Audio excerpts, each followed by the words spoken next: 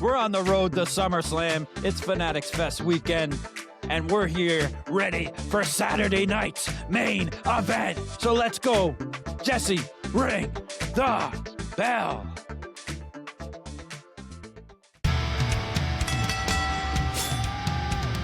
You are now listening to the Ringside Renaissance Wrestling Podcast.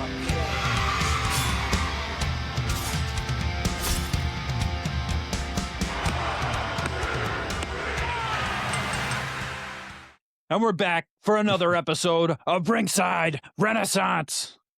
And we are, as seen on Netflix, Busted Open Approved, the original bad boys of the wrestling podcast world. And we are rated RR for Ringside Renaissance. And I'm here with the best co-host, the best tag team partner, the best friend in the world, very deadly Jesse. Yeah. And I'm Andrew Kombat Jones. Cheer, click, clack. Get it. And I'm pissed off that I'm not at Fanatics Fest. Oh, okay. That sounds for good. Saturday night main event. I was supposed to go, but it just wasn't in the cards this year. Maybe next year, but I've been paying attention to everything happening, and it sounds like it's about to be like a magical weekend. There's a lot of converging stuff going on with sports, wrestling, entertainment, all at one time, and seems like it's going to lead into the culmination of SummerSlam. So it's an exciting 2 weeks, 3 weeks we got going right here. And this week, CM Punk winning the championship, coming back in Chicago was really the start of it to cap it all off. Of course, you can't forget about Baron Corbin. You know, that the big dog's back. Yeah. The real big dog's back, baby. Ladies and gentlemen, we got him. We got him. He's Trick Williams was addressing him at Fanatics Fest too. Okay. Yeah, so imagine how long that line was. Yeah, Fanatics Fest looks crazy so far. It's only a day in as we're recording this. This will come out Friday. This is we're in Thursday right now, so we'll be in the future. But the multiverse, yes. Jalen Brunson signed a chair for Rhea Ripley. They confessed their Fanatic Fest loved them for each other. Okay. The Knicks have totally swept the ESPYs with Jalen Brunson leading the way, taking all the trophies, and we're continuing the summer. Yeah, baby. Knicks, baby. Knicks in 5. You already know. Let's go. Those of you first time tuning in, first of all, hit like, share, and subscribe. Also, this is no longer a wrestling podcast. Kombat Jones has turned it into a New York Knicks podcast. And I got to tell you, man, I know you're a little bit upset you didn't go to Fanatics Fest. Fanatics. I got to tell you that if you didn't spend $85 on that bedazzled New York Knicks championship shirt, maybe you could have afforded to go down and get a picture or something. So it was $60. Okay, with shipping and handling. Yes, I would only had $940 more to pay for the Jalen Brunson photo opportunity. Okay, yes.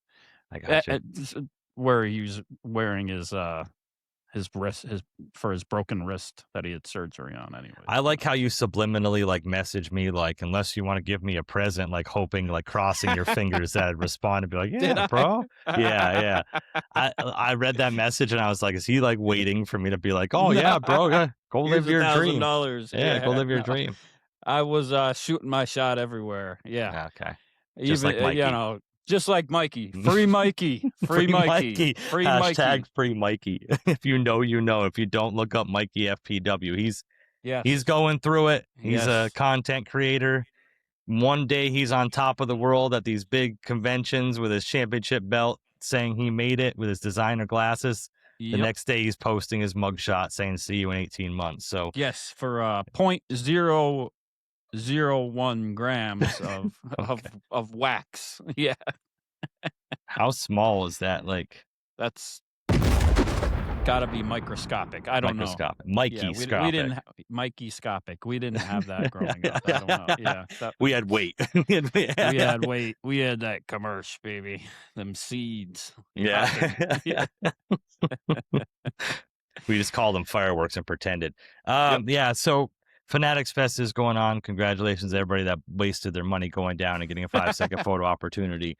Saturday night's There's main a lot event. to do there. There is. I mean, it's, it's conventions. I feel awkward around like large groups of people, but I'll go to like sports games and like feel totally fine. But like conventions where like the sole purpose is to meet people, and when I just get really awkward and out of place. I always remember when we went to SmackDown in Albany the last time. SmackDown is going to be in Albany tonight, technically Friday. Yeah. Maybe I'll go to that last minute. Who knows? If CM Punk's going to show up. Yeah, exactly. The tickets are a little cheaper.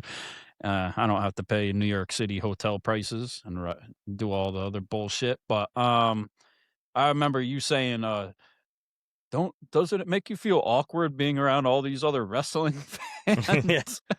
I'm thinking like, no, this is like the only time I don't feel awkward wearing all my wrestling shirts. Yeah, it's I true. don't know what the fuck you're talking about. That's true. That's true. But I get it. I don't like being in groups of large people either, and dealing with all that shit. So it's I get the whole thing doing that. Same with the photo ops and doing all that stuff with people in the Fanatics Fest, and just the name of the thing, Fanatics. Like it is, fan is the short word for that technically. So I guess we all are fanatics. And on top of that, like degree? I get like secondhand embarrassment seeing like people doing like weird shit and whatever. Like, I don't know, man. I went to a Coheed and Cambria concert one time and I really liked their music, but I will not be going to another one because of the fandom. And like, if you're a fan, maybe you're like part of the 1%. It isn't complete weirdos that look like fair carnies, but like the rest of them are really awkward and weird, and it's just really disappointing to sit there and try to watch a band or try to watch wrestling and it smells like someone hasn't wiped their ass in 3 weeks next to you, and it's like just kills the vibe. You ever go to a UFO convention? No. Yeah, no, are good. I'm sure. Yeah, I was gonna say, I'm sure there's real winners there. We're all looking around like we're the only normal ones here, and nobody's normal. But shout out a lot of love to the IWC. You're all great wrestling fans. And keep spending your money. Yeah. I was a little bit disappointed. I was thinking the other day, man, I was watching Raw, and for some reason this just popped up because, like, I'm the number one Cody crybaby and stuff. Look out, Dave LaGreca. But I'm just really feel like since WrestleMania 40, that whole lead up, and I know people were upset about the Cody crybaby thing, and then like the thing where he declared fighting Roman with The Rock there, and the whole tag team match leading into it, people were kind of like back and forth on it. But like ever since that culmination, it just seems like wrestling, or WWE in particular, is just kind of like been coasting. Peaked. Yeah, seemed like it peaked at that point. Yeah, and you've had the return of Punk. Obviously, you're really pumped about that. CM Punk winning the World Heavyweight and the WWE Championship. Obviously, you're cool about that. There's like really cool aspects. The whole rise of Danhausen's awesome. The Chad Gable El Grande Americano thing we really enjoyed. The Cena farewell tour was all right. Oba Femi, amazing. Lyra Valkyria looking like she watched The Ring. And she looked like she was trying to like do cosplay for the Obsession movie too, from the girl that was obsessed. That's what she looked like too. Pretty it was funny. Tough look. It was tough. It was a hard. They put them in a hard place to follow though with that promo. Yeah. From what it came before it, in my opinion, so it's tough. But like, they're doing the best they can. So I just feel like there's stuff that's there that's really interesting, but at the same time, it's kind of like we haven't had that like that punch to your teeth like storyline that's like, oh my god, this is amazing. And I think they're trying to resurrect that with the new bloodline and everything. And shout out to Solo Sikoa kind of being on the side of good right now. Like that's really cool and refreshing to see. Them MFTs look like they went they gone. Yeah. SYL, see you later. But yeah, I don't know. LA Knight is cooking. LA Knight is on a fucking terror right now, man. Yes. I love everything he's doing. They're not going to do anything with it. They're not going to capitalize with it. But like, I just love LA Knight. She's doing so great. Good work. This would be the time to push it. Roman Reigns, Cook, Seth Rollins with the Money in the Bank briefcase comments. I thought, you think he rebutted okay? Like, so Seth Rollins promo last week and then Roman Reigns this week. Who do you think kind of? I think Roman got the better of it, but in the end, like Roman is just, it doesn't make sense. He's kind of it kind of contradicts everything that he's done, because he can say whatever he wants about Seth, but he did all this bad shit with the bloodline too. So it's like you're none the better in reality. Like, and they helped you win how many times? Pretty much every match. Did you win any of these by yourself? Maybe about 20% of them. So, yeah. I don't know. You know, and you know, people are crying about the face versus face. Roman Reigns is obviously the heel here. Like, he's a heel, like the anti-hero people cheer for, but like Roman Reigns is playing the heel in this situation. Like, Seth Rollins is the baby face, and we have fireflies going around. But I just don't know what Seth Rollins can do after this. Well, that's the thing. At first I was 100% sure that Roman Reigns, when they started this thing, that and Seth had kind of cut that first promo about how Roman has to get over him and he's never really done it, that Roman is gonna win. Like, it's too obvious. But now I'm not sure. It seems like Seth almost has to win at this point. Like, Seth needs to win more, I think, because if he doesn't, like, it kind of leaves him in a bad spot. But at the same time, it doesn't, like, do they owe him the belt back because he got hurt and they had to take it off him and put it back on? So they're going to give him the belt back. But at the same time, that leaves Roman, like, Roman's a moneymaker, especially on Raw, with how they've moved Punk over to SmackDown and everything. And you kind of need Roman in the mix. And he said he's going to be there all summer. But you can't go off all that stuff. So I don't know. Like, I'm kind of divided on the whole thing. I'm rooting for Seth anyways, but I thought Roman actually had a couple good comebacks for once with that whole thing. Like, I like that whole Money in the Bank thing about, you know, and so on and so forth. But he had a whole week and 10 writers to like get a good rebuttal though. So exactly. But now going, because that's interesting what you said about Seth almost having to win. Like, I didn't catch it, man, and I feel like a dumbass for even asking this, but it's not a tribal combat match, right? It's just a normal. No. Okay, yeah, it's just a normal match, I believe. Yeah. Okay, because tribal combat, I could see the so out far. there. Right, so far. Right. Yeah, we got a couple weeks to go. But yeah, I could see the out. As soon as they say tribal combat and whatever, it's like, okay, there's the out right there. Jacob Fatu is going to come in. He's going to interrupt. They can almost Jay. like do. Then Jay hasn't been around either. Jimmy's been there. You know, I don't. Yeah, he's got stuff going on maybe, but still, it's interesting. And then we got the announcement that they're going to have the Survivor Series War Games in Houston. Mm-hmm. And does that mean Zilla Fatu finally gets to show up? I love we're gonna keep going over this thing every time. You know, every time with Zilla. Saw him last year watching SummerSlam in the stands. So, you know, I don't, You never know, man. I mean, you know, listen, I think that you miss 100% of the shots you don't take. And I think that if you just say this for every event, time, when it hits, we're just going to clip that little spot and it's going to like, and like, honestly, you know exactly I really don't give a shit either. Like, I watch his match. I'm not saying he's bad or nothing or good or one or the other. I just don't know enough about him either. I'm more excited about what we gonna get. Enzo and Cass. Oh, you know, all right, man.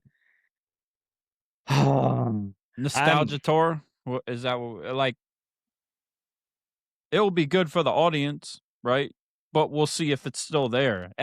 The problem with me is last time we saw them, Vince broke them up and had Cass like totally turn on Enzo and beat the shit out of him, right? And lay him out. Enzo turned on Cass. Oh, Enzo turned on Cass. Okay, yeah, I don't. I can't but they turned on each other and they were gone. So it's like, and now like we don't know what's gonna happen with that, but it should be interesting to see.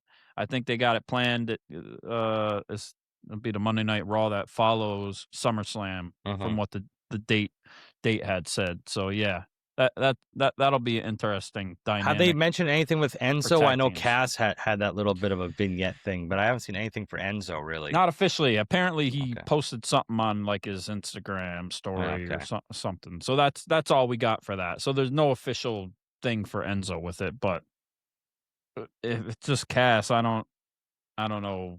You need both of them. It's like you need the full, you need the package deal for the whole thing, for the whole shtick, right? And if you don't get the shtick, then what's the point of the whole thing? I'm kind of confused about like at what point Triple H said, you know what, the tag division's missing right now, like right.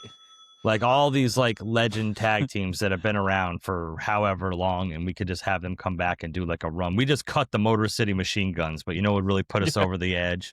Yeah. Enzo and Cash. Book it.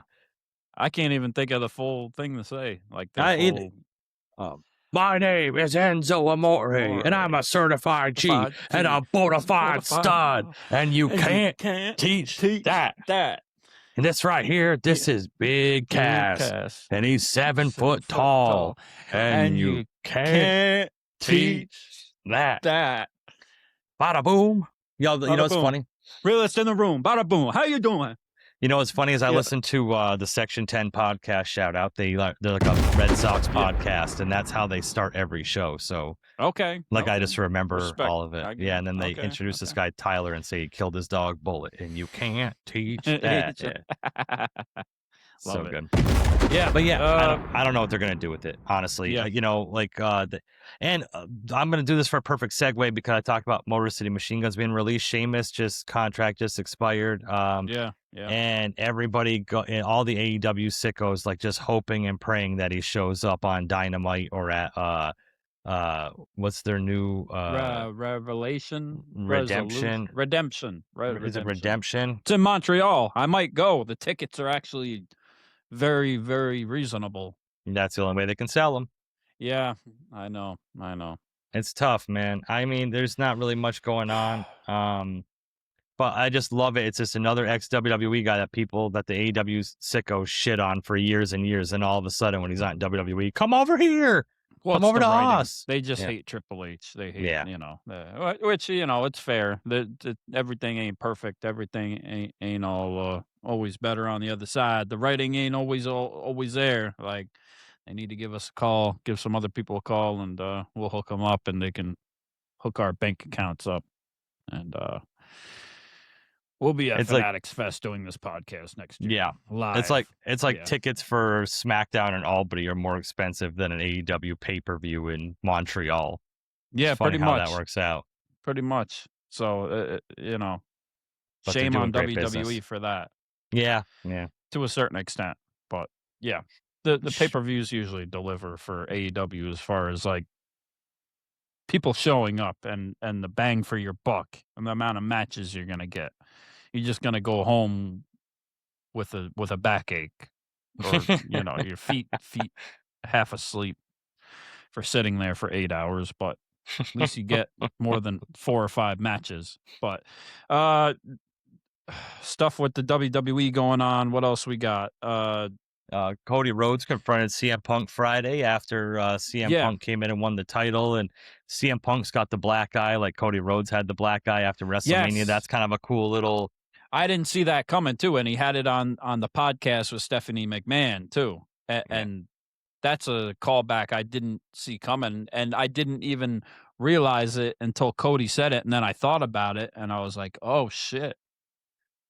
He's right. That's perfect. Like that's good storytelling right there. Like, I like it. And it was kind of cool. Like, one of those non-planned things that just works out, because that was such a good promo. Like after WrestleMania, when he comes out and talks to him and says, "You never know when a championship opportunity is going to arise. Yeah, never know when a black eye is going to arise." I didn't think it was, honestly, and I love Punk and his promos. I didn't think there was anything that like earth-shattering about Punk's promo coming out, and same with Cody too, and what they had to say. Like, it didn't hype me up enough yet for their match. Yes, but I think we're gonna get there with Saturday night's main event, and with what could possibly transpire. I don't know. Do you think that there is going to be like an avenue after this tag match at Saturday night's main event that sets up a fatal 4-way for SummerSlam? Like, I think that's really ultimately where they're going. I don't see Gunther and Sami kind of bowing out and like, what are they going to do? You know what I mean? Like, it can't be Sami versus Gunther at SummerSlam. Like, Yeah, I mean, I guess they can change the graphic at this point, but I don't know if I see them adding more people onto it just because it's SummerSlam and like they want to have these marquee things where it's just two guys like on the poster. You know, you got Roman and Seth, and you got Punk and Cody. You know, like WWE could go on for a few years and just keep flip flopping these things around with like these 6 different guys and just inject the storylines and autopilot it if they wanted to. Unfortunately, but yeah, I don't know. Yeah, just I don't really know like other avenues. Like I said, we got like the base matches for SummerSlam, but like with the other things, it's like what's going to be added, and it's almost like, is it going to be like, was it SummerSlam last year? Where no, SummerSlam last year was all right, but like they Yeah, just add matches and put stuff in just to have it there, like for filler. Like okay, we know right. everybody's here for Cody, Punk, Roman, Seth. Everything else is kind of just like whatever. Oh, did you see anything about AAA last weekend where Dominic Mysterio was doing a little babyface stuff? No, So no. so yeah, so Or I may have saw something, but I didn't El get the Grande was being details on it. attacked and Dominic Mysterio came out and like saved him and like Mm. did this whole thing. So I was wondering if that's going to bleed over to WWE. Is he going to start to be like a little bit of a fault in Judgment Day where Dominic Mysterio is going to start turning babyface a little bit, or if he's going to just kind of separate the roles? Okay, yeah, I'm not it's exactly sure. possible. Yeah, I like that Intercontinental title contender match too Oh, on Raw. Gable and Yeah, they all went off on it. I thought Ethan like Page. Oof, yep. Ethan Page, yeah, they ended it, but who was it? Javon No Evans Evans. Yep. and freaking Dragon Lee, man. They went at it. Like they Hmm.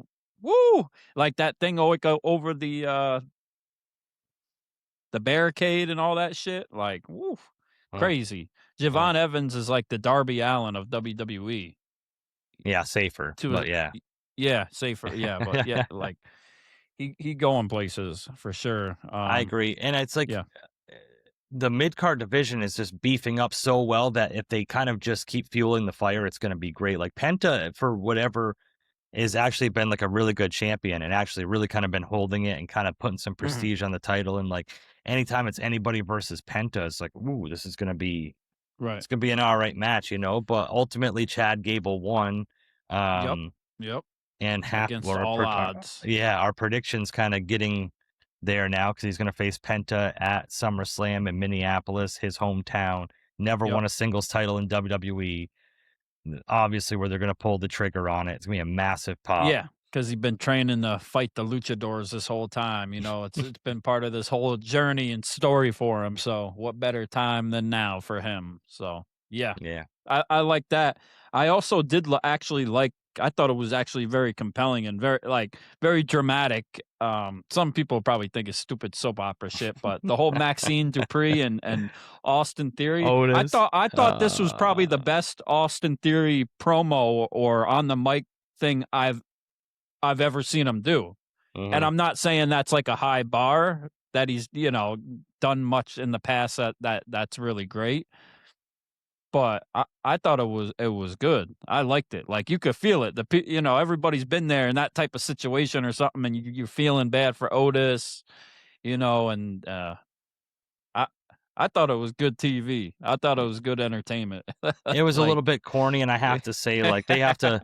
I didn't know Maxine was that ripped, but like, she's the most jacked out of everybody in the ring. It's like, man, oh man, this doesn't really look too great. that's on why the eyes, Paul but- Heyman loves her in the group more than everybody else. Yep.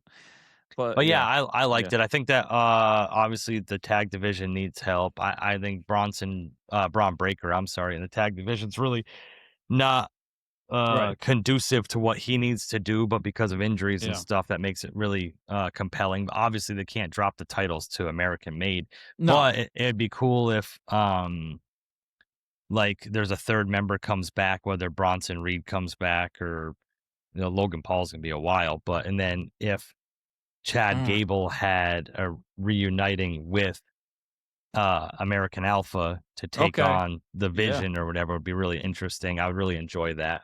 Yep.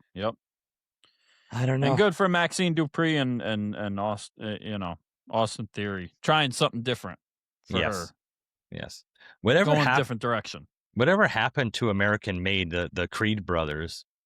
They kind of fell off the face of the earth. Yeah, they fell around, but they're still at like all like the live events and stuff like that. They're still I know they were in AAA those. for a little bit and stuff. Yeah, so they're still around. They're still signed, still doing their thing and representing the company and so on and so forth. The people in the IWC that complain about like, oh, why would you just sign a wrestler and not do anything with him? It's like they're getting paid. Like, they do a lot of other stuff. They go places and they promote it. They help out for the organizations. They do the charity stuff, all that stuff, and stuff behind the scenes that we don't know too. Probably help train people too, and go down to NXT and help people do all types of shit. Like, maybe they're putting the ring together too. I don't know. Hey, you never know. They got to save money everywhere they can. Yeah, they could call me. I'd help. Money. But, hey. Yeah. I know how you are with manual labor, though. I mean, it's kind of sometimes. That's true. That's true. I'd rather do this. I was thinking my creative juices, I guess, or just driving around. Maybe I should drive the trucks around, right? Hey, I just drive the trucks. I don't unload them. I just sit here and do the thing. Yeah, I mean, I guess we can get into Saturday night's main event a little bit. Every time I think of Saturday night's main event, there's two things I think of. One is the ladder match between Cody and Kevin Owens because they brought the Winged Eagle back. And I always just think of how terribly like corny the Winged Eagle belt looked. And like, that's my favorite championship. I got it up here for a reason. And like when they brought it back for that, everybody wanted it back too. Yeah. It's like everybody, it was like a thing. Like, and then we seen it and now we're like, Yeah, it just did not look the same. I thought it was going to be the original, but they had to they couldn't put the F on it because, the World Wildlife Fund is going to have a fit. But I think of that and I think of Jesse the Body Ventura never knowing where the fuck he is. Yeah. And let's hope that he's there. I really hope he's at MSG for this one because this is a big one. This is a big Saturday night's main event at MSG. A lot of stuff going on. The tribal chief, Roman Reigns, OTC, I will give him some respect. A little bit, just because he's giving, Big Body Brunson, the King of New York, respect and an invitation to Saturday night's main event to come out with him or do something. So at the arena that Jalen Brunson is the superstar and Roman Reigns is allowing him to come out and grace him with his presence. That's true. Okay? That's a good point. That's some bullshit. And I'm not a Knicks fan whatsoever. Like that is true. I like that. I got your back, bro. They're gonna heal up Roman Reigns. He's gonna say, acknowledge me. He's gonna say that should be interesting, like, because they gotta have some it sucks because once again we got event at Madison Square Garden and Jalen Brunson is going to be there. The last time he was there, his hand was still hurt, or he had just was recovering from it, and now this time again his wrist is in a cast, so he can't do nothing. Like, I'm sure they weren't going to do too much anyways, but he's probably going to come out and help Danhausen, right? That's kind of what we're thinking. Well, no, he's coming out with Roman. You think so? Okay. The other Knicks are going to help Danhausen. Okay. Yeah, that's what I'm. Probably gonna come out. Yeah, OG. Yeah, with his awkward speech or stance or whatever the fuck he's doing. They're just going to stand in the ring. Yeah. We'll get to the Frankenstein aura farming. Thing. He's just aura farming. That's all he does. Like, it's just the aura. Yeah. Watches his SB's acceptance speech. Like, good. It's a classic. Yeah. Okay, here we go. I love me a good one. Yeah. So Danhausen versus JD McDonagh. No DQ too. So that like opens up the whole Knicks thing, and it also opens up this Danhausen Frankenstein that he's been going on with for a while. Now, is the Danhausen Frankenstein, is that a member of the Knicks? Is that going to be kind of like the play? It's LeBron James. Oh my goodness! Announcing that he's going to sign with the Knicks. Yes, right there. Yeah. Here we go. Because Danhausen told him he'd be cursed if he didn't. Yeah. Well, the problem with the Frankenstein character, and everybody's like, oh, it's gonna debut somebody or bring somebody back, but it's like automatically. Everybody thought it was Baron Corbin. Yeah, and it's automatically like once you get put in that role, you're kind of like a comedy. You're not taken seriously, so it can't be like big cast coming back because it'll be like it'll be like a joke at that point, like Danhausen's the comedy segment. So I could see it being like the Knicks, or somebody from the Knicks, or something of that nature, just kind of. OG's just gonna show up and give JD McDonagh the tip. He's just gonna tip. The finger poke of doom, yeah. Just the tip. Yeah. That's right. Cat will be there. I think Cat will be there helping out and messing up Dom and the rest of the Judgment Day and taking. They should just have a whole night of the Knicks just doing run-ins and like just doing crazy shit, dude. Like, that's all they need. They're already over. It's they got it. They got it. I would love that so much. But Danhausen's going to come out on top. There's no way he's losing that fucking match. Like, I think Danhausen's. Yeah, he's not losing ever. Like, never. He's gonna win the world title at some point, but mark my words. He was doing a live show with Cody and Punk, and they were all together. Yeah. So watch out. That's tough. That's one hell of a fucking thruple. Yeah. Thruple. There you go. That's a threesome you want to be in on. I mean, it'd be a foursome if you were in on that. That's true. Simple mathematics. I mean. Yep. Yeah. Get your sexual fantasies right, Combat Jones. They have Bayley versus Lyra Valkyria. So we have the Hugger versus the Ring. I think Lyra needs to win this. Everybody's going to cry that Bayley loses another one, but this is kind of Bayley's role right now. She was on top for years and years. I think it's okay with.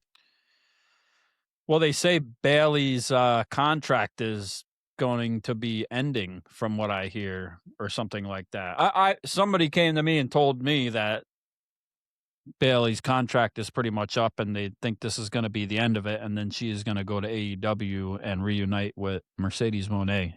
And that's kind of part of this whole thing. So, yeah. You think that's going to happen? What would her name be in AEW if it can't be Bayley? Oh, Bale? I don't know. What's her real name? Let's dox her. Dox her. Forgot what her name is. It's like BBL Sophia. Bayley. There it is. The BBL versus the Monet. Yeah, I think Lyra's going to win this match. I don't know where she's going to go with this. I mean, they got heel champions everywhere, so it's not really a who's who of where she can go after this. I think, after a while of wearing a burlap sack and not taking a shower, people are going to start to wonder what the hell's going on. But Yep. And let there not be any sightings of her at the airport with her hair done up, because people are going to start thinking that her character is not legit. And we don't want that in the IWC. If these basement dwellers actually think that one of the characters on TV isn't real life, we're going to have a big problem. So. Oh, yeah. Yep. We have the Women's Tag Team Championship. I can't tell you a match that I care about less in the last probably 4 years than Fatal Attraction or Fatal Influence. I don't even know their name. Challenging Paige and Brie Bella for the women's tag team titles. What a fall from grace. Earlier in the year, we were talking about the women's tag team titles being the most important title, in the business. Yeah. And now it's Fatal Influence and Brie Bella and Paige. Who wins? Care. Do we even care who wins? Yeah. Fatal Influence. Does it even matter? Fatal Influence. Got to. And for what? So they can drop it to somebody else, I guess, and get it off. Got to, because I think Nikki Bella's going to come back at some point, so they have to take it off Brie and Nikki and move it over somehow. All right. Don't even really care, honestly. Fair enough. Really care. Yeah, I don't care either. The match everybody cares about. Well, Danhausen, of course, but yes. What is going to come out of Punk and Cody Rhodes versus Sami and Gunther? I don't know if anything really has to come out of it. I think so. I think that they have to have something come out of this match in some type of way to build to SummerSlam, because we only got 2-3 weeks at the most. Yeah, 2 weeks after that. Okay. Ish. Yeah. I think Cody and Punk need to lose. You think so? Yeah, I think it's probably better that they do. Okay. It's just, can they coexist bullshit? Are we doing this?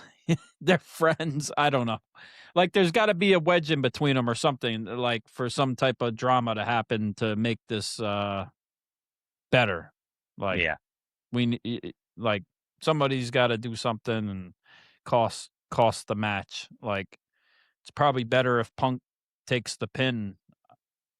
Honestly, Ooh. Yeah, but then that would give either Sami or Gunther momentum to like shoot their shot to be involved in like the world title picture. So yeah, that's what you want. But I hope Gunther don't know. chokes out Cody. Okay, And Punk yeah. just sits there. That's what I'm kind of thinking too. applesauce. Yeah, they might just walk off on each other or something like that. But yeah, or okay, I guess we could get like Punk and Cody winning, and then Punk kicks Cody in the nuts. Cody loves getting kicked in the nuts. Maybe Cody will kick Punk in the nuts. Maybe we'll get it. You never know. We got to be getting close to something. Like, somebody's got to turn or somebody's got to do some fucked up shit at some point now to make this more interesting going into SummerSlam for the match. Because we don't just want face versus face. Yeah. It's basically what we're getting for both matches too. So it's like they got to do something. So they got to start with it here, and it's like we're in MSG. Like, it's got to be something. Maybe fucking Kevin Owens comes out and fuck shit up. Go. Like, like it's got to be something. I think that Cody and Punk are ultimately going to win this because you don't want to hurt the championship match going into SummerSlam. But okay. Yeah. Sami's there to take the pin and then have a whole fit after. Maybe Gunther's upset that Sami took the pin, and that sets up a whole nother feud between those two. I don't like how Gunther has all these like short stints of like really getting some fire and momentum under him just to kind of tread water and kind of die off. Like, Gunther always seems to be doing that, and it kind of pisses me off. Like, either shit or get off the pot with him. Right. I don't know. I would much rather see Punk versus Gunther at SummerSlam than Punk versus Cody, honestly. So really, yeah, just think that's just the match, I guess. I don't know. Well, we haven't seen Punk and Cody yet, so that's I don't know. I'm looking forward to it. I want to see it, but I want to see some more fire there from either or. However they go about doing it, should be interesting to see what WWE creative and writing has planned for this rivalry to set up. Because I think it could just be the beginning, because it sounds like, we reading in these dirt sheets and online that they want Punk to hold the title for a while now. Yeah. Allegedly, and we got this whole Summer of Punk thing going on. So if that's what they're really doing, then he will. So will he turn? Will Cody turn? Will, who the hell knows? John Cena come back? I mean, if he's going to hold the title for a while, he needs to turn, right? I mean, that's kind of feels like that's what they need to really do. Yeah, and that would kind of mimic what had happened in the original Summer of Punk, leading up to all that shit with The Rock and everything like that too, and stuff. So yeah. Shout out to The Rock. Shout out to The Rock. Jay-Z put on that crazy concert at Yankee Stadium for 3 nights in a row. Wish I would have bought tickets to that. Amazing. How amazing was it? Had Nas out there going back and forth on New York State of Mind. Oh, really? He brought Nas out the first night, yeah. Okay. And they did New York State of Mind. He had him do World Is Yours after Dead Presidents, and then he did New York State of Mind. And then they switched to Where I'm From beat, and Nas was rapping the New York State of Mind lyrics over the Where I'm From beat. And then they switched back to New York State of Mind, and Jay-Z was rapping the Where I'm From lyrics to the New York State of Mind beat, and they lined up perfectly. That's like awesome. They were like, it was fucking amazing to see them on stage like that together. Yeah. And then Beyonce came out at the beginning of the show and sang Mary J. Blige part for Can't Knock the Hustle, and completely like Mary J. Who like he killed it. And it was just a crazy 3 nights. I streamed it all on YouTube, so thanks for the pirates on there doing all that and the people in the crowd. But yeah, pretty cool. So New York has been crazy. So we got that. We had that this past weekend. We got Fanatics Fest, and we got Saturday night's main event. And most importantly, with Cody and Punk, seeing where that's going to lead going into SummerSlam. Of course, we got Oba and Brock, which is getting pretty interesting too, with Paul Heyman, but seems pretty predictable. We kind of already know what's going to happen, but we're just along for the ride, and we're along for the ride to see what they're going to do in the Hell in the Cell. Most importantly, because that's a big thing. Yeah. Yeah. It's not the journey, it's the destination at that point. I just want to see that match happen. I don't give a fuck. Don't even do any more promos or anything. Just get to the match. Yeah, I agree. So, yeah, Saturday night's main event, baby. Should be good. Should be interesting. Hope everybody has a great time at Fanatics Fest and enjoys the weekend in New York City. And maybe we'll see you at SmackDown. Maybe we won't. Maybe we'll see you at Saturday night's main event. Maybe we won't. But for sure, we will see you next week to talk about what happened at those events and well put.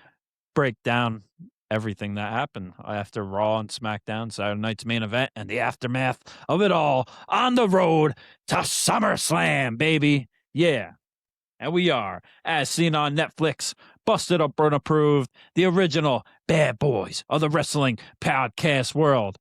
And we are rated RR for Ringside Renaissance. That is the best co-host, the best tag team partner, the best friend in the world. Very deadly Jesse. Yeah, and I'm Andrew. Kombat Jones. Click, clack, baby. Knicks in 5. Saturday night main event.